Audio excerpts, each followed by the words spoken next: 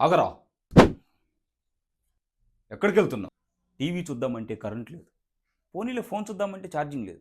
అందుకే నాన్న అలా సరదా సినిమాకి వెళ్తాను. కావాలంటే నువ్వు కూడా రావచ్చు, శుభ్రంగా పరోటా తిని పడుకో. ఎందుకురా మనకి ఈ సినిమాలు? వద్దు, నాకు ఆ పాచిపోయిన పరోటా వద్దు. పాచిపోయిన పరోటానా? ఆ పరోటా తిని నేను బతికాను, మీ తాత బతికాడు, వాళ్ళ తాత బతికాడు, ఇప్పుడు నువ్వు కూడా బ్రతుకుతున్నావు. మీరు ఎన్నేని చెప్పండి నాన్న, నాకు ఆ పరోటా వద్దు వద్దు వద్దు వద్దు. నా మాట వినకుండా పరోటా తినకుండా ఇంకెన్ని రోజులు నా పనికి మళ్ళీ సినిమాలు చూస్తూ మా హీరో అని గుండెలు బాదుకుంటారా? ఇక్కడ చాలా ఆపండి అన్న. Cinema is a not a cinema, cinema is a emotion, action, thriller, comedy, horror, ఇలా చెప్పుకుంటూ పోతే చాలానే ఉన్నాయి.